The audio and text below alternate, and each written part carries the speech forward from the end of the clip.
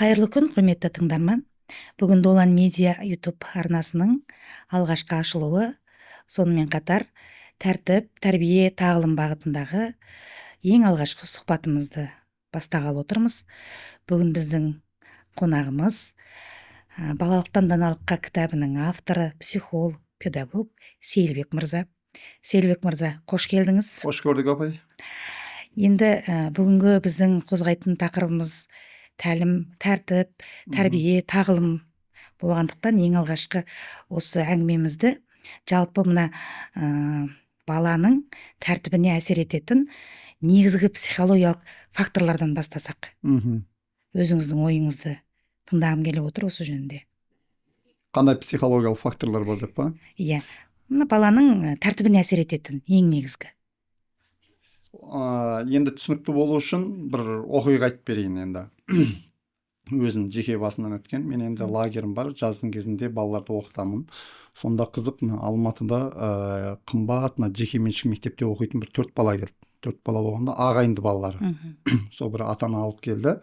Біздің бауырларымыздың баласы және өзіміздің балаларымыз бар деп 4 баланың. Енді жастары бір 10-12-нің арасында.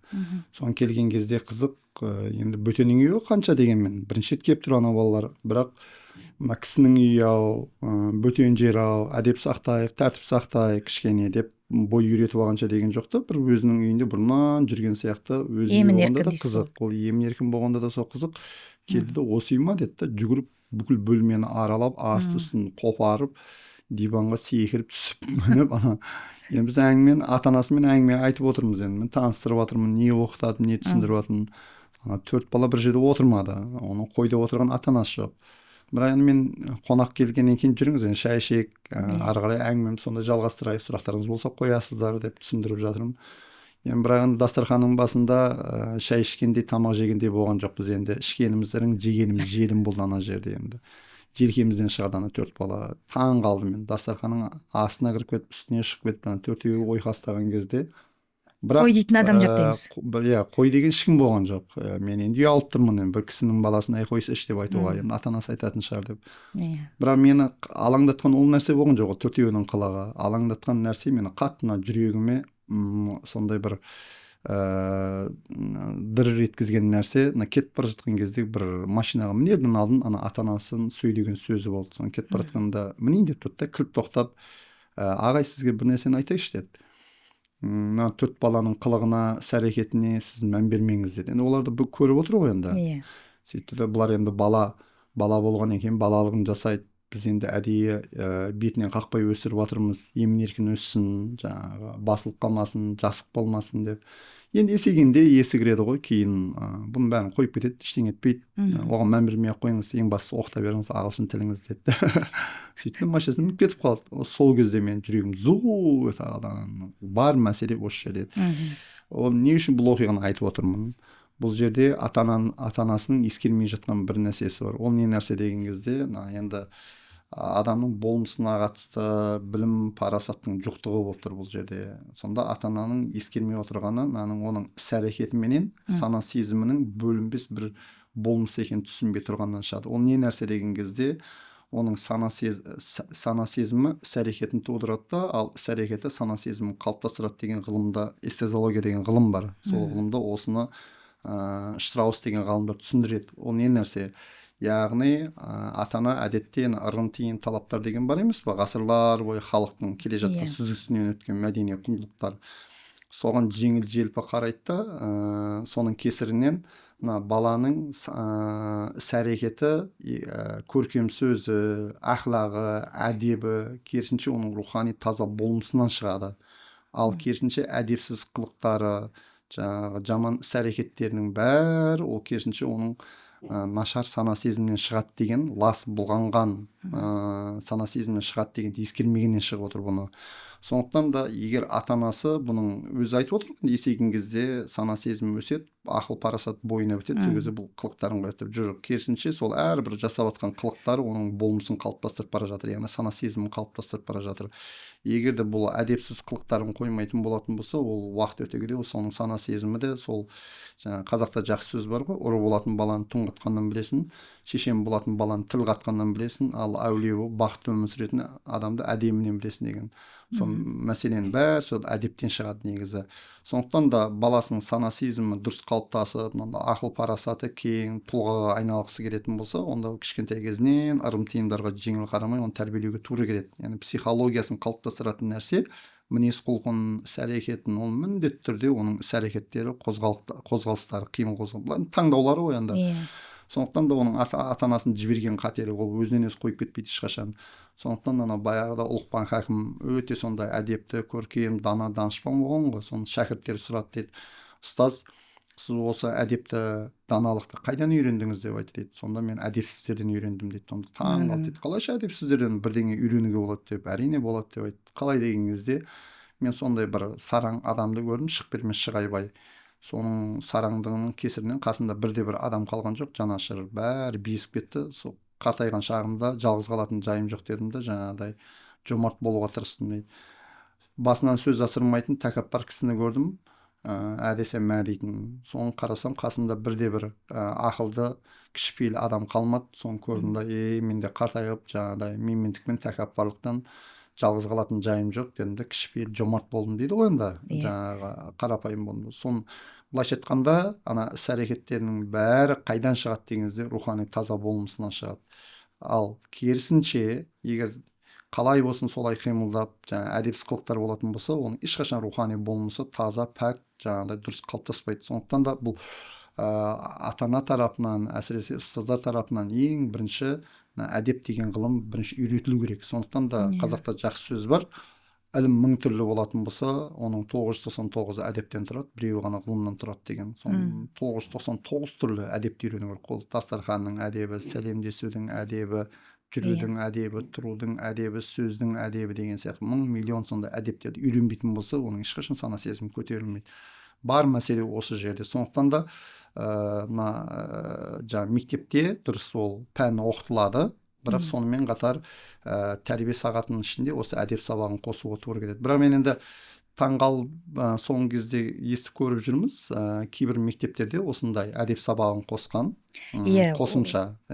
Одан бөлек салт дәстүр сөйлейді деген кітапты сол үшін шығарғанбыз. Неге? Енді әрине ата-ана енді бала шағасын өсіріп бағып өсірген екен, оның жемісін жегісі келеді ғой. Әрине. Соны ертең өкініп қалмау үшін, опық жемеу үшін олар тәрбиелейді. Тәрбиелейтініне күмән жоқ. Бірақ тәрбиелеген кезде үйтуге болмайды, бүйтуге болмайды. Жаңағы қызды 40 үйден тыю деген сияқты тыйымдармен өсірген кезде ата-ана тарапынан кететін ең бір қиындығы нәрсесі, сол тәрбие берген кезде тәрбиесінің мәнін айта алмай қалады, қиссасын айта алмай қалады. Яғни мысалға, қызым үйге қарап жүгірме, қызым жаңағы тырнағын тістеме, немесе ұлым қыз балаға аяғын көтерме дейді. Ол кезде айтады, ол не үшін дейді, неге дейді. Сол кезде сол жаман болады деп жауап беретін болса, уақыт өте келе кейін тұрады да, оның ешқандай мәні қиссасы болмағанның кесірінен ол былайша айтқанда ескінің сарқыншағы ретінде қалады да, оның есейген кезде оның бәрін баяғы үлкен кісілер айта береді деп көбінесе қалып қойып жатады. Сондықтан салт дәстүр сөйлейді деген мен алғаш рет бұл 2014 жылы шықты ма, сол кезде шыққан бойда бұны анық есімде, Жамбыл ауданының Ұзынағаш қаласында бір мектепте бір 3-ші сыныптың сынып жетекшісі алғанда ата-аналар жиналысын жасап, келіңіздер деп түсіндіріп, осы салт дәстүр сөйлейді. Әр балаға алдырып беріп, сынып сағатында, тәрбие сағатында осыны қолданып, айналдырған жарты жылдың ішінде мынаны алды да балалардың кәдімгідей әдепті қылып, қыздай қылып тәрбиелеп қойған оларды. Сол кезде өзінің ата-аналар таң қалды, ойпырмай, мына балаларымыз қандай керемет деп. Соны енді біз ең басында отбасы хрестоматиясы осы қор болып ашылып кітап шығарған кезде ең бірінші осы қиссаларға, хикаяларға, киелі сакральный трансцендентті құндылықтарға басымдық берген себебім сол. Адам не үшін өмір сүру керек екенін, әр іс әрекеттің мәнін білу керек екенін.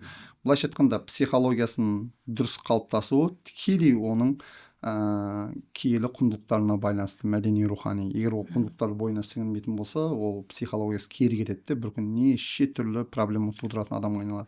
Әдетте адамдар ойлайды ғой, біз де ойлаймыз, баламыз интеллектуал болса, интеллектуал деген кім? Ол зиялы ақылды адам ғой.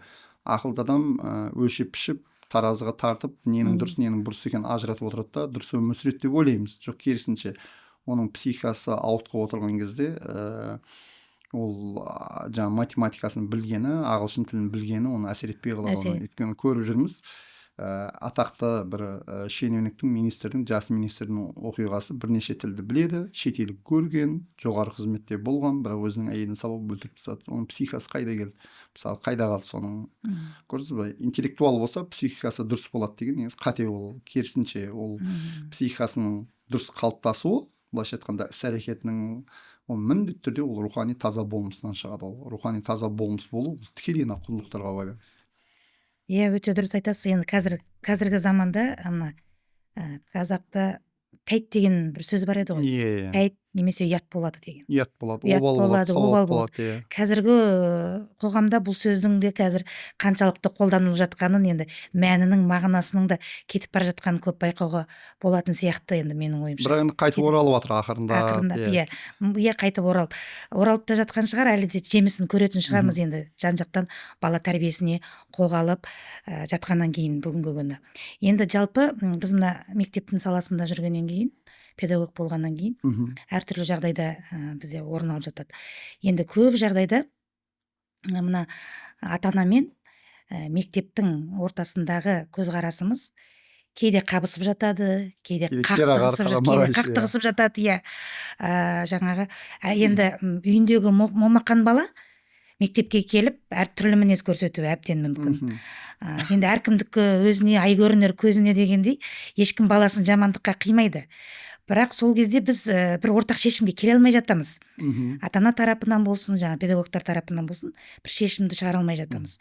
Енді осы мына тәрбие үдерісінде мектептегі берілетін мектеп пен ата-ананың көзқарасының бір жерде жаңағы қабысып, тоғысып, үндесуіне жалпы не кедергі? Қалай ойлайсыз? Ол жалпы ондай жұмыс жүзеге аса ма? Осы үш одақтың ата-ана бар, отбасы дейміз, жаңағы мектеп дейміз, осы үшеуміздің жаңағы пікіріміз, көзқарасымыз қай кезде үндеседі? Ол мынандай нәрсе.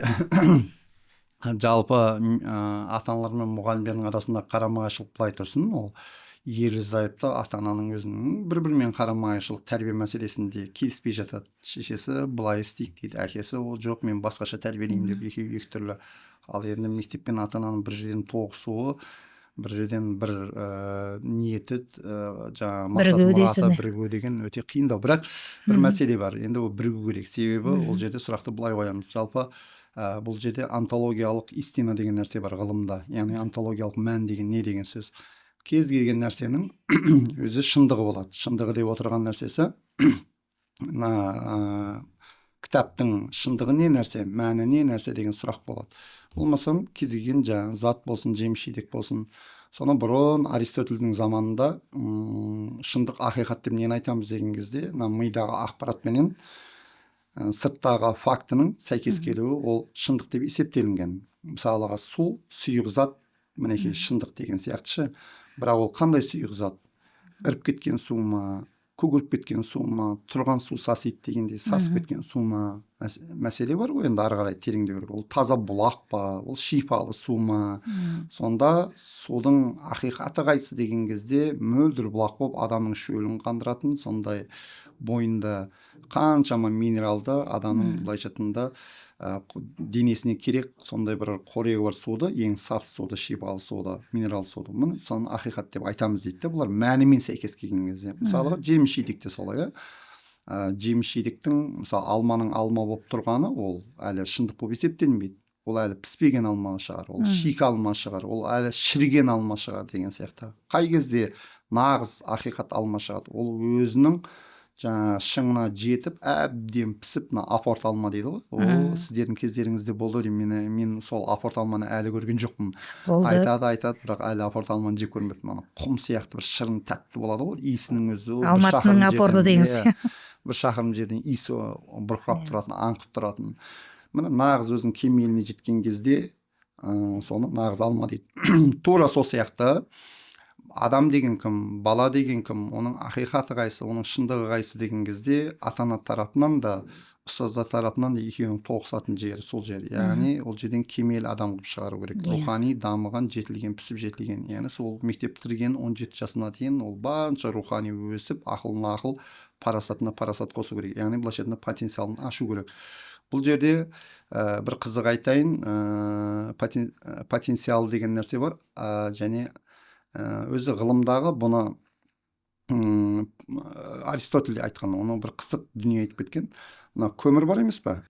Бір қарағанда ол қара тас, қара көмір. Бірақ ол көмірдің көмір болып тұруы оның ішіндегі потенциалында. Бір қарағанда қара, ешқандай пайдасыз тас сияқты, ал енді оны жағатын болса, ол потенциалын ашатын болса, ол қаншама жерді жылытатын сондай қуат энергия береді. Бірақ ол потенциалдың барлығы деген сөз, ол мәңгі бақи тұрады дегенді білдірмейді. Осы ана газ жоқ кезде, кейіннен газ келіп көмір жақпай қойдық қой, сол бала кезімізде әлі есімде, көмір жаққан кезде, ана күзде ертерек, арзан кезде қыркүйек айында түсіріп аламыз да, көмірді тонналап. Сол кезде әжеміз айтатын жаңағыда, әй, көмірдің ана бетін жауып қойыңдар, тезекпен үстін сылап қойыңдар. Апа, не керегі бар, ол көмір ғой, тас қой, қар жауса да тас жауса да бәрібір емес пе? Жоқ, потенциал ұшып кетеді. Ана потенциал демейді ғой, онда энергия, қуат ұшып кетеді. Ертең аны жаққан кезде жылу бермейді, ана қуат бермейді. Көрдіңіз ба, ұшып кетеді, ол тұра бермейді. Тура сол сияқты рас, адам туған кезде ол бір бала болып көрінгенмен, бірақ оның бойында мың миллиондаған потенциал бар, оның қуат бар, энергия бар. Яғни ертең ол даналығымен, парасатымен, қайраткерлігімен, тұлғалығымен көрінетін бүкіл қуат энергиясы бар потенциал. Бірақ оның барлығы ертең ол солай болады дегенді білдірмейді. Яғни адамның кемеңгер дана бола алатын потенциалының барлығы ол өссе, бағанағы ата-ана бар емес пе? Есейген кезде ақыл есі кіреді, ол ертең қояды бұл қылығын деп отыр ғой. Жоқ, ол кепіл емес. Ол неге деген кезде ұшып кетеді ол бойынан. Ол ұшпас үшін не істеу керек оны? Ол адамдық борыш деген тақырыпты көтеру керек бұл жерде. Сонда ата-анан да жаңағы мұғалімдердің де ең бір жерде тоғысатын нәрсесі баламыздың адамдық борышы не еді? Оқытып жатқан оқушының адамдық борышы не? Мемлекет осыншама жайлы мектеп соғып беріп, қаншама жарық жылу беріп, мұғалімдерді алдына қойып сабақ оқытқан кездің мәні деген кезде адам бұл дүниеге адамдық борыш арқалау үшін келген. Егер сол сана сезімін оята алатын болса, онда болды, бүкіл проблемалар шешіледі. Мына мектептегі төбелес, мектептегі дедовщина, бітпейтін проблемалар бар емес пе? Бәрі неден шықты деген кезде, бәленің бәрі осы адамдық борыш деген тақырыпты жауып қойғаннан болады. Оның орнына не келді деген кезде, оның орнын актуализация дейді. Яғни өзін жүзеге асыру деген тақырып келді. Яғни баламыз өзін актуализация жасау керек. Ол не істеу керек? Ол ағылшын білу керек, ол математика білу керек, ол өзін дамыту керек дейді.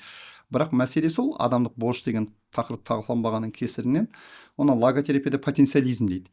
Яғни потенциализм деген қандай мүмкіндіктер бар, сол мүмкіндіктердің бәрін пайдаланып қалу деген сөз. Сондықтан да ата-аналардың бәрін жан таласып, мектепте қандай мүмкіндік бар, бәрін пайдаланғысы келіп, сәл сол мүмкіндік орын алмай қалса, келіп талап етіп, шағымданып, мұғалімдермен ұрсып кетіп, айқайласып, жұлысып кететін себебі сол ананың адамдық борыш деген тақырыпты ұмытып қалғаннан шығады. Енді мен сізге түсінікті болу үшін былай түсіндірейін. Әдетте мұғалімдер, ата-аналар мұғалімдерге келген кезде қандай шағым болады? Әдетте көбісінің айтатыны детский травма деген сөз қолданады. Бастауыш сыныпта беретін мұғалімдерге мен жаным ашып кетеді. Себебі ғана кішкентай балаларға сабақ өтеді ғой, бала ол қателеседі, үйтеді, бүйтеді, оған қабағын түйу керек болады, дауыс көтеру керек болады, тәртіпке келтіру үшін. Сол кезде ертесі күні шешесі жетіп келіп отырады. Менің қызымның детский травмасына сен ертең не деп жауап бересің? Неге сен менің қызыма қабағын түйдің, неге дауысын көтердің? Ал енді содан детский травма болып қалды, өмір бақи зардап шегеді. Сен соны енді құтқара аласың ба, жоя аласың ба? Анау мынау деп айқайласып кетіп жатады. Бәлен бәр осы адамның болмысы неден тұрады? Ол дүниеге келген кезде не үшін тұрады? Жаңа онтологиялық мән деп айттым ғой. Мән не еді оның деген сұрақты қоймағаннан шығады. Енді түсінікті болу үшін айтайын, Өзбекәлі Жәнібек деген қайраткер кісіні жақсы білесіз, қазақтың Иә. бағына туған. Оның кішкентай 31 жылы туған. Әкесіз, шешесі әмеңгерлікпен күйеуге тиіп, тумай жатып әкесі өліп қалып, кейін көрмеген қорлығы жоқ. Тура аштықтың кезінде туады 31 жылы. Енді тартпаған азабы жоқ, анан енді травманың көкесі болады. Енді қызығын қараңыз, сол қиянат көрді, қорлық көрді. 41 жылы бұның мектепте оқып жүрген кезде соғыстың уақытысына түсті, тойып тамақтанған жоқ, білімді дұрыстап сапалы білім ала алған жоқ. Бірақ есейген кезде ұлы қайраткер болды. Сол соншама қиянат, қорлық көре отырып, бірақ ең мейірімді адамға айналды ол кісі. Қалайша мейірімді адамға айналды? Ол қалайша ол қазақтың мәдениетін бағына туған, бүкіл қазақтың мәдениетін деңгейін көтерді. Тайқазанды алып келді, өзіңіз білесіз, Наурызды көтерді, қайтарды, жаңағыдай қайтадан тойлатты, бүкіл қазақтың мәдениетін түгендеді.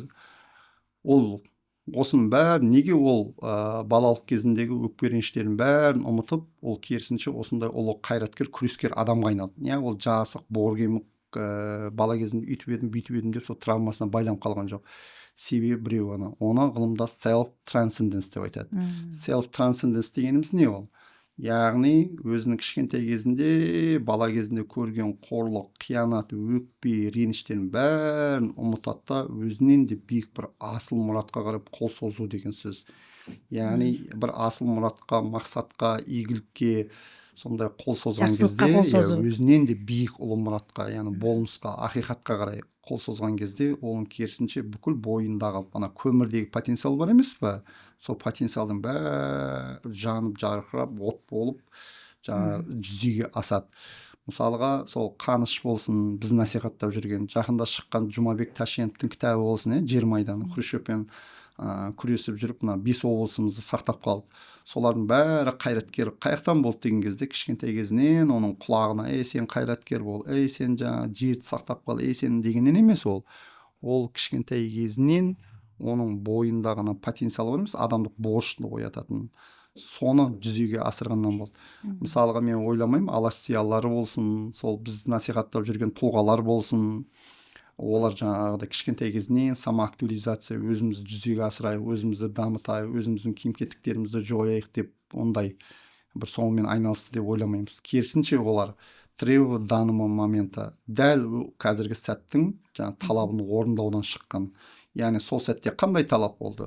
5 облысты сақтап қалу керек, немесе ол Ресей Федерациясының құрамына кіреді, сосын сол жерде қазақтардың бәрі басқа ұлтпен қосылып Россияның құрамына кіріп кететін болса, ертең соның халқы болып қазір бәрі Украинада соғыста қырылып өліп жататын еді. Зардабын шегеді.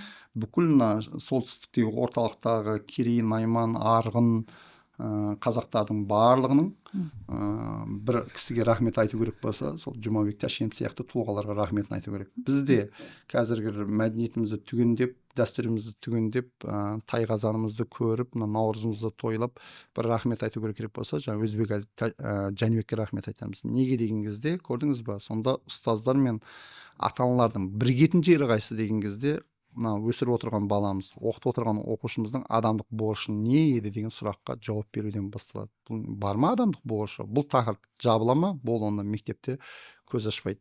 Сондықтан да бұның жолын тапты. Кейбір мектепте тіпті білім бөлімі аудандық деңгейде, қалалық деңгейде не істеді енді баяғыдай мұғалімдер ата-аналарды кінәлап, дұрыс тәрбие бермеді деп, болмасам ата-аналар мұғалімдерді айыптап, дұрыс қарамай жатыр, тамағы дұрыс емес, мынау деп емес. Келіп бірігіп баланы тәрбиелейік деді де, қазір кітап оқу сайысын қолға алды. Мысалға, Арыс осы Қазақстан бойынша бірден бір үлгі болып отырған, 3 жылдан бері үзбей жоғары сыныптың оқушыларына, бастауыш сыныптың оқушыларына кітап оқытып келе жатқан осы Арыс ауданы есептенеді. Бір алтар мектептен басталған жұмыс, кейін нәтижесін көріп, жетістігін көріп, бала оқушылардың сана сезімінің өскенін көріп, қазір ол бүкіл 20-дан астам мектеп қатысып жатыр. Олардан көріп, қазір Алматы облысының Райымбек ауданына кәсіпкерлері, Райымбек ауданының кәсіпкерлері қолға алып, туған жеріңе туың тік деген, өзіміз Алматыда отырсақ та, бала шағамыз Алматы мектептерінде оқып жатса да, Құдайға шүкір, тамырымыз бар, тегіміз бар, ағайынымыз бар, оларға да қарайласайық деп, кітаптарын барын алдыртып, ояқта да кітап оқу сайысын ұйымдастырып жатыр. Абай облысы, Семей қаласы, оларда да білім бөлім басшысына бір жақсы саналы есті кісілер келіп қалып, басшы болып, олар да қолға алып жатыр. өте көп сондай жерде. Сондықтан да мына сіздердің басшыларыңыз Әсел Әбілейқызы де осыны түсініп қойып, мен мына үздік ұстаз академиясының жобасының аясында оқушыларға кітап оқытайын, тұлғаларды оқытайын деп жатқан себебі сол. Яғни болмысты болмыс ашады. Сондықтан да бас салып бір-бірін айыптай бергенше не істесек қайтаға ілгері басамыз деп соны ойлап, соны шешімін тауып кете берген жақсы. Өте дұрыс айтасыз. Енді жалпы мектеп болғаннан кейін әртүрлі бір жобаларды қолға алғымыз келеді. Енді ондағы мақсатымыз бір тәрбиемен, тәртіпке үндестірсек балаларымыз енді кім мектебін немесе оқушысын жаман болсын дейді. Биіктен көрінгіміз келеді. Мақсатымыз бар, алдыға қойған миссиямыз бар. Мысалы, қазір біз мектебімізде мына смартфонсыз мектеп деген жобаны қолға алып отырмыз ғой. Әрине бір қуантарлығы ата-аналардың басым көпшілігінен қолдау көрдік біз. Басым көпшілігінен қолдау таптық. Телефонды ұстамау. Мысалы, мектепте телефонды ұстамау сабақтың барысында. Әрине ол жаңағы енді қоңырау кезінде қажеттіліктеріне беріледі. Бұл жердегі негізгі мақсатымыз сабақтың үстінде баланың зейінін тек сол сабаққа аудару. Сабаққа аудару, басқа бірде жаңағы нәрсемен айналысып отырмау деген сияқты мақсатымыз сол. Ата-аналардан қолдау таптық, бірақ жаңағы егер оқушының қарсылықта туындау әбден мүмкін ғой. Енді ондай жағдайларда орын алғаны рас оқушылардың ішінен. Сонда мысалы егер мынандай жағдай орын алып жатса, мысалы оқушының қолынан біз телефонын алып алдық, бірақ оқушы қарсылық танытып отыр. Яғни сіздің құқыңыз жоқ бұған. Менің телефонымды алуға, бұл менің жеке мүлкім. Сіз менің тартып алып отырсыз деген сияқты жаңағы қарсылық туған жағдайда сіз егерде сол мектептің психологы болсаңыз, сізге сол жас маман барды делік алдыңызға, жылап, көмек сұрап, қолдау күтіп, қандай қолдау берер едіңіз? Сол мұғалімға немесе жаңағы сол қарсылық танытқан, мысалы алайық енді 14 жасар, 15 жастағы бала деп алайық, себебі көпшілігінде осы жастағы жаңағы жасөспірімдерден туады бұл қарсылық. Өте қиын, өте қиын жаңағы, енді орыстар айтып жатады, переходной возраст деп жатады ғой, енді өтпелі кезең. Осы кезде мектептің психологы ретінде көз алдыңызға елестетіп, алдыңызға барып тұрған жаңа жас маман мен шәкіртіне қандай кеңес берер едіңіз, немесе шешімін қалай тауып берер едіңіз? Енді бұның көз алдыма елестетіп бір ойша былай жауап берсем екен деудің қажеті жоқ. Ол басымнан өтіп отыр күніге. Күніге онымен бетпе-бет. Сіздер енді сабақтың барысында ғана телефон алып қоясыздар ғой. Менікі тіпті қатал. Менікі келгеннен бастап телефонды тартып алып қоямын. Ол үйіне кеткенше телефон ұстамайды. Мүлдем кесіп бермейсіз. Мүлдем ұстамайды. Тіпті әке-шешесі алып келеді. Телефон алып аламын да ұстатып жіберемін. Кейін кезде алып келерсің. Қызыңыз бұл жерде телефон ұстамайды. Ата-аналардың өздері сәл мазасызданып қалады. Сонда біз қызыңызбен қалай сөйлесеміз? 10 күн бойы мүлдем сөйлеспейсіз, керек болса. Сөйлесесің болсаңыз, тек мен арқылы ғана сөйлесесіз. Байланыста сіз арқылы ғана шығады. Немесіне сөйлесесіз, бір сөйлесетін бір сөзі бар ма? Білмеймін, сіз қазір сөйлескенде не сұрайын деп тұрсыз? Қарның тоқ болды ма? Жаулап қалған жоқсың ба? Көңіл күйің қалай деген сұрақтарды қояйын деп тұрсыз ғой. Бір сөйлескенде керемет, бір рухани екеуі шырынды сұхбат құрып жүрген бір ата-ана мен бала-шаға болса мейлі екен ғой, жаңағыдай. Ойбай, күніге біз кешке бір уақыт рухани сұхбат құратын едік, сол үзілмесе екен, кешке бір сөйлесіп тұрсақ бола ма дейтіндей ше. Ондай әдет жоқ, дәстүрі жоқ, мәдениеті жоқ. Ендіге болып жаңағыдай күніге бір уақыт сөйлесіп тұрсам бола ма дейді. Ата-аналық инстинкт қой енді ананың. Мен қызық айтайын осы мәселеде. Қыстың кезінде осы биыл ғана болды. Биыл емес, былтырға енді 2024-тің қысы ғой. Сонда тура сол сияқты жаңа сіз айтқандай 14-13 жастағы қыз келді. Енді сол жастағы балалар келіп қалды. Осы Алматы облысынікі. Соны енді ағайындылар болып келді, бұлар да бауырлар болып, бірнеше болып. Сол кезде бір келген кезде әп-әдемі жап-жақсы балалар болып жүрген. Қыз ұл болып. Кешке жақын бір мазасы қашып бастады. Бір түрлі қылықтар жасап, бір жүріс-тұрысы өз адамның жүріс-тұрысына ұқсамайды.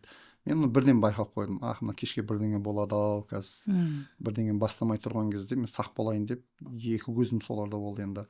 Сол кезде бір қарап басам, терезені әр 10-15 минут сайын ашып жауып, басын шығарады. Қыстың кезі.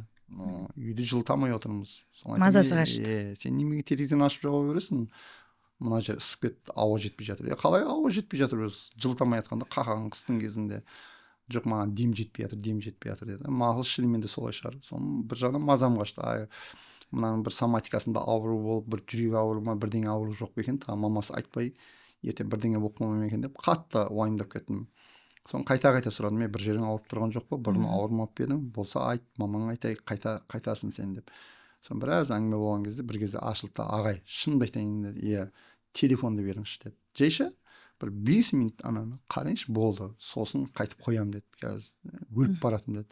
Істеп түріне қарадым да, охо, сенің ауруың белгілі болды ғой. Мен оны жақсы білемін, оның не ауру екенін. Оны патология деп айтады. Патология деп бұл психологияда айтылатын сөз ғой. Медицинада ауру дейтін болса, мына жерде патология деп айтады. Патология деп нені айтады деген кезде, ол тәуелділігіне қарап біліп қояды ауруын. Бір нәрсеге қатты тәуелді болып байланып қала ма, болды, оны ауру деп есептейді ол психологияда.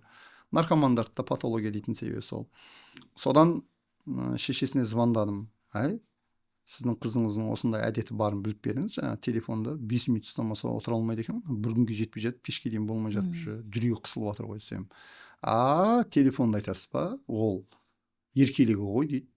Соны түрім бұзылып кетті де, апай, сізге бір нәрсе айтайын ба дедім де, баланың еркелігі қайсы, надандығы қайсы, ақымақтығы қайсы, соны ажырата алмайсыз ба?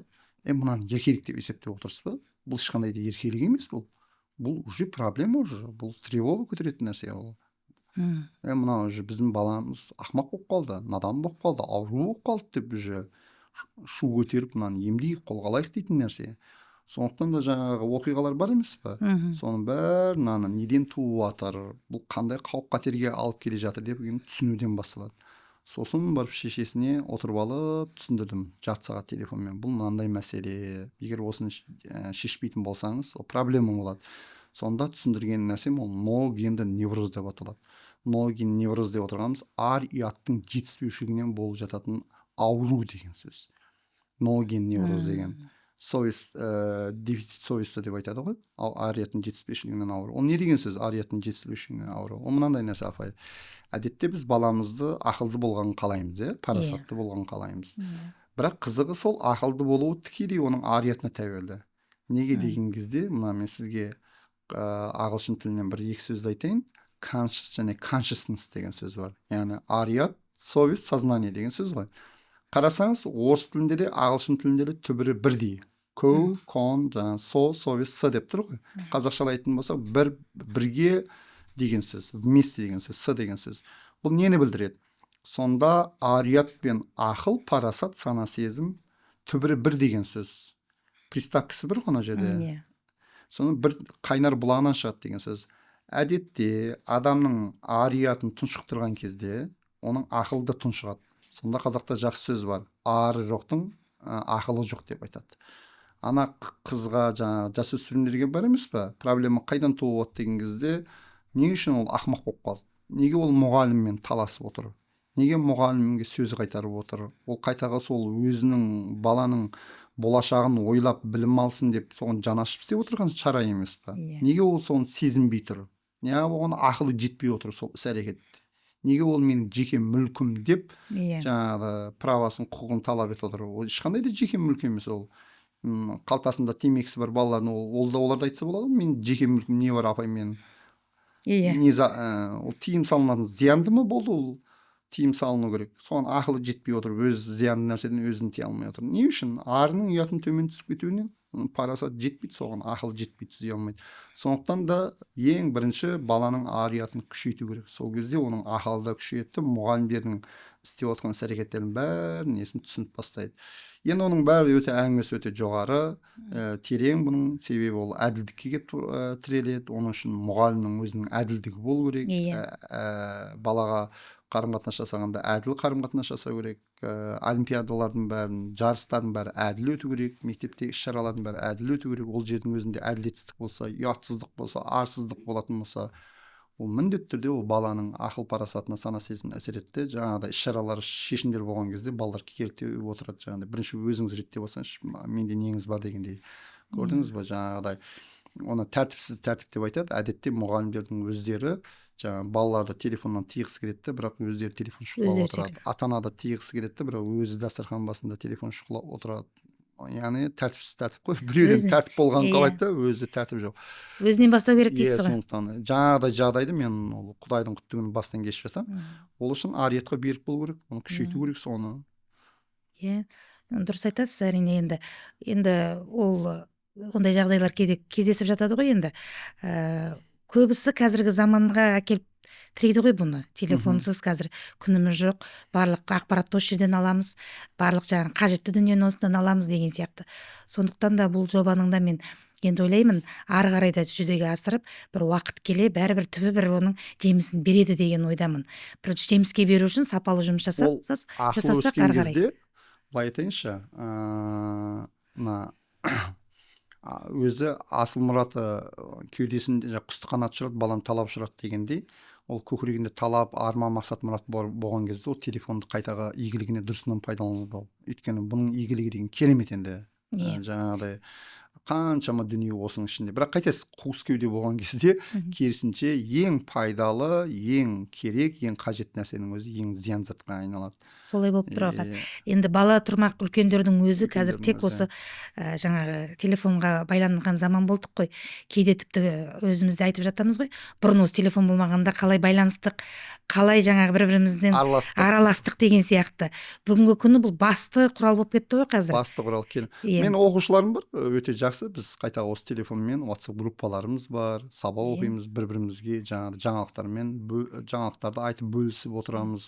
Сонда пайдасымен қатар жаңағы зияны мен пайдасы қатар жүріп отырған. Ол мынандай нәрсе, телефонның өзінде емес бар мәселе. Оның өзінің жаңағыдай кеудесіндегі құндылықтарына байланысты. Бұл затты не деп көреді? Ол үшін ақыл парасат керек. Ақыл парасатын деңгейін көтеру үшін ол ұяты да деңгейі жоғары болу керек. Ол арсыз ұятсыз болған кезде ол керісінше ақыл бөліп қалады да. Бәрі зиян затқа айналып кетеді. Бәрі зиян, дұрыс айтасыз. Енді мысалы қазақи тәрбиенің ішінен, көбіне қазақи дейміз, құндылықтар деп жатырмыз. Қазақи тәрбиенің ішінен бір жаңағы бүгінгі ұрпаққа қажет, бір ең қажетті бір қағиданы таңда десе, қайсысын таңдар едіңіз де? Ең қажет бір қағиданы. Нақтылап жіберейік, қай жерге керек? Жалпы қоғамға ма, сіздердің мектептеріңізге ме? Ұрпақ тәрбиесіне. Осы тәрбиеге байланысты. Қандай жаңағы қағиданы алар едіңіз, және оны не себепті, оның мағынасы, мәні неде болуы мүмкін? Енді бір жаңағы бәрібір біздің менталитетіміз қазақилық, қазақи тәрбиені бәріміз бойымызға сіңірген адамдармыз. Сонда осы бәрібір де осы керек сияқты осы құндылық. Әрине, соның ішінде біреуін ғана таңда десе. 21 ғасырда не көп, қазір ғылым дамыған екен, неше түрлі идеялар, неше түрлі ойлар, жобалар өте көп қой енді. Тәрбие барысында, оқыту процесінде, жаңа Кембридж оқыту, Оксфорд дейді, ойбай Финляндия, Жапония, Қытай методикалар енді ол көбейе береді, және оның саны арта береді. Ол жылдан жылға сондай жаңбырша жауған кезде неше түрлі идеялар не қылған кезде бір нәрсені ұсынар, мейлі ол келе берсін, неше түрлі методикалар, неше түрлі әдістер, бірақ тамырынан ажырамай, сол қазақы дәстүрлі мәдениеттен, тәрбиеден ажырамай соған жаңа тіспен жабысып алуды ақыл кеңес қылып айтар едім. Ешқашан бұдан ажырауға болмайды. Ойбай Оксфорд келіп қалды екен, Финляндия үйтіп қалды екен, бүйтіп қалды екен, мен Жапонияға барып келдім, мүлдем дамып кетті, біз қайтаға қалып кетпіз деп, керісінше жаңағыдай Грузиядан пәлен деген психолог келді, түген деген коуч келді, түген деген анау келді деп, соны енді келе берсін, тыңдай берейік, ала берейік, бірақ бәрібір өзегінде қазақ тәрбие тұру керек, оны ажырамау керек, оны тарихи фон деп айтады. Егер тарихи фонынан ажырап қалатын болса, онда адам далада қалғандай болады. Не үшін жан-жануарлар депрессияға түспейді, күйзеліске түспейді? Не үшін олар суицид жасамайды? Себебі оларда не істеп не қою керек екенін бәрін бағыт бағдарын беріп отыратын оның бойындағы инстинкттер не істеп не қою екенін оңай шешіп кете береді. Олар бала жаңағы төлдеген күшіктері не қылғандар бәрі қырылып бөліп қалатын болса, машинасына түсіп су ағызып, олар депрессияға жатып ух деп отырмайды, олар өмір сүріп кете береді. Түгіміз қиын емес. Адам ғана қиын. Қанша жерден неше түрлі 1000 миллион методиканы, 1000 миллион кітаптарды әкеліп қойсаңыз да не істерін білмей, адам әбіржіп, қайда қарап қадам басарын білмей қалады. Себебі оларда инстинкт жоқ, адамда не істеп не қою керек екенін айтып отыратын. Ал керісінше не істеп не қою керек екенін адамға үнемі көңіліне салып тұрады сәулесі, ол мына киелі дәстүрлі құндылықтардың сәулесі еді. Егер ол құндылықтардан ажырап қалатын болса, не істеймін, не қою керек екенін, ол киелі құндылықтарға бағыт бағдарын бере алмай қалады да, адам тығырыққа тіреліп қалады. Сондықтан оны экстенсия вакуумы деп айтады, оны қуыс кеуде деп айтады. Сондықтан да мына біздің баяғыдан келе жатқан, мың жылдан бері келе жатқан дәстүріміздің, мәдениетіміздің жаңағы құндылықтарынан ажырамау керек. Тіспен жабысып болу керек дәстүрге, мәдениетке, тәрбиеге, қазақы тәрбие. Қазақи тәрбие емес. Бәрібір түп тамырымыздан оны ажырауға болмайды. Ажырап қалса онда қиын болады. Өте дұрыс. Енді бүгін негізгі сізбен талқыланған тақырыбымыз осы тәртіп, тәрбие, тағылым деп жатырмыз ғой. Осы үш бағыттың бір жерге тоғысқан бір мәнді, мағыналы сұхбат болды деп ойлаймын. Енді әрине көп уақыт керек. Біз енді білім саласында жүргеннен кейін біліммен қатар тәрбиені қатар алып жүруіміз керек. Сондықтан ұстаздарға да қазіргі артылатын жауапкершілік дейміз ғой, өте жоғары. Себебі біз жаңағы қоғам баладан көп нәрсе күтеміз. Бала қоғамнан не күтеді жалпы? Бала қоғамнан не күтеді? Жазалаған дұрыс па? Жоқ, жаңағы еркіндікке қоя беру дұрыс па қазір? Мысалы, өте еркіндікке де кетіп жатыр ғой қазір бала.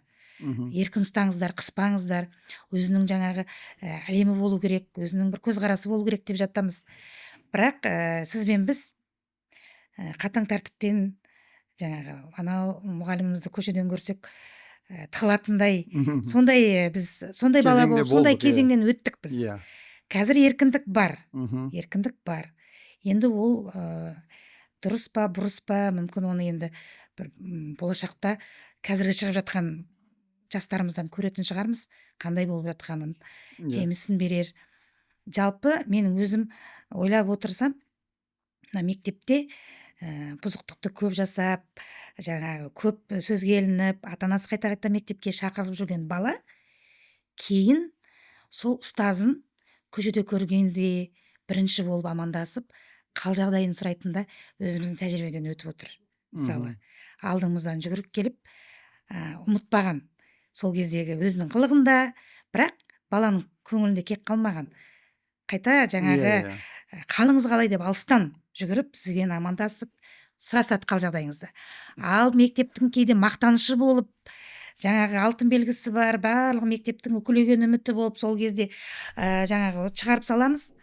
Бірақ кейін өмірдің неше түрлі несімен соқпағына түседі, кездесіп қалып жатамыз. Ол шәкірттің ойында да қалмай жатамыз кейде біз. Ойында да қалмай жатырмыз. Ондай да тәжірибеде көп кездескен. Енді мысалы ұстаздық жолым 26 жыл болатын болса, талай жаңа шәкірттерді қанат қақтырдық қой, мектептен шығардық. Әртүрлі баламен жұмыс жасадық. Бірақ соның ішінде менің есімде көп қалғаны, сол кезінде мектепте үміт артпаған, мектепте керісінше жаңағы көп сөз естіген дейміз, жаңағы тәртіп жағынан, білім жағынан болсын. Сол баланың да азамат болып кеткендері көп қазіргі жағдайда. Ел қатарына қосылып, жанұя болып отырғандар, өздері бала тәрбиелеп, ата-ана болып келіп отырғандар бар қазір. Ал кейде осындай да жағдайлар кездесіп жатады енді. Енді мен ойлаймын, бүгін осы үш жаңағы бағытты дейміз енді. Тәртіп ол адамның мінезінің айнасы деп жатамыз. Тағылым ол біздің жаңағы алған өмірдегі сабағымыз қазіргі.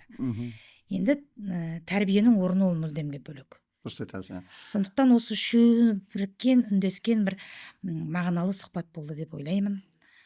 Енді бұл әңгімеге тұздық болсын, осымен бітірейін. Мен жиі айтып отырамын. Мен мынандай сұхбат берген кезде, соңынан жазған кезде, енді бұның комментарий жазылады неше түрлі. Ойбай, керемет, жаңағыдай енді есім жинадым, өзім тәрбиемдегі қателіктерді көрдім деп. Жақсы, ол көріп түсіну деген өз алдына бір бөлек. Бірақ бұл жерде енді жақсы, бұдан кейін қандай қорытынды шығарамыз деген мәселе бар. Мен сізге айтайын, мемлекеттің басшысы ретінде бір ұсынысым, өте тиімді, жылдам әрі тез мектепті реттеп алудың. Әрине мен енді анау асханасы, автобусы, ондайға құзыретіміз жетпейді. Тіпті оқулыққа да, ол үкіметтің министрлігінің мәселелері ол.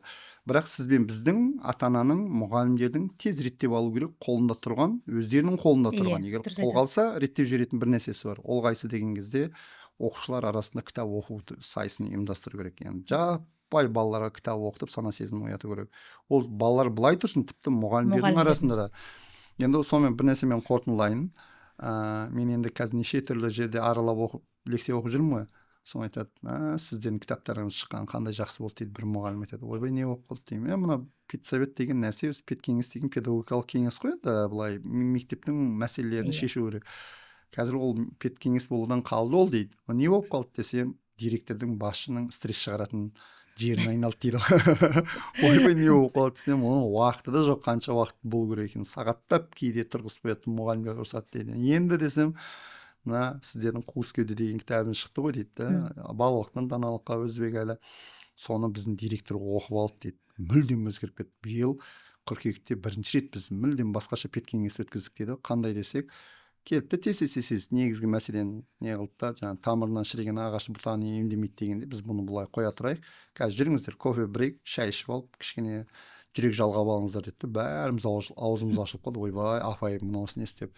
Соны келді, ал келдірмесіндерге мына кітап бойынша талқылаймыз деді. Балалықтың даналыққаны алып алып, бөліп не қылып, куиз сияқты ұйымдастырып, ана жерде деген неше түрлі тақырыптар талқыланып, мәселелердің шешімі шығып, керемет болды. Соның қатты ұнап қалған соншалықты, апай тағы педкеңес қашан болады деп сұрады. Көрдіңіз бе? Бір ғана кітап оқу мәдениетінің өскенінің арқасында бір жиын реттелді. Енді өзіңіз ойлаңызшы, осылардың оқушылардың арасында ұйымдастырған кезде, ата-аналардың арасында ұйымдастырған бүкіл мәселені шешіп тастауға болады. Осыны қолға алмай, сана сезімді өсірмей, нақты мәселеге түспей, бұл шешілмейді. Сондықтан да қазір осыны түсінген мектеп басшылары, білім бөлім басшылары дереу тез іске қосып, кітап оқу сайыстарын ұйымдастырып жатыр. Және қандай кітап? Кітап болғанда кез келген кітап емес, танымдық кітаптар, құндылықтарды қолға алып жатыр соларды. Тәрбиелік мәні жоғары. Сондықтан да бізді көріп отырған сіздің әріптестеріңіз, мектептің басшылары, білім бөлім басшылары, ата-аналар көріп отырған болса, осыны өшірген бойда ал не істейміз деп жоспарын құрып, уақытын сызып, болды, бастап кету керек, оны іске кірісіп кету керек. Рахмет. Ұсынысыңызды қабыл алдым. Сізде педкеңестерді керемет қылып өткізесіз. Иә, ол әрине өткізуге болады, қызықтыруға барлығын. Жаңағы бұрынғы сарыннан қалу керек қой. Жаңағы отырып алып, сен бүйттің, сен сөйттің, немесе жаңағы мен басшымын деп жаңағы столды қағып, өзіңді көрсетіп деген сияқты. Ол заманның бәрі өтті деп ойлаймын қазірде. Сондықтан енді бүгінгі біздің мына алғашқы мектебімізден ашылған YouTube арнамызға өзіңіз келіп, алғашқы рет сұхбат беріп, құнды, мағыналы пікірлеріңізбен бөліскеніңізге мен үлкен ұжымымның атынан, ата-аналарымның атынан, оқушыларымның атынан алғысымды білдіремін. Бұл бағытымыз әрі қарай да өзінің жалғасын табады. Әлі талай да сізбен кездесіп, сізден бір тәжірибе бөлісеміз деген ойдамын. Көп рахмет сізге. Жақсы, рахмет.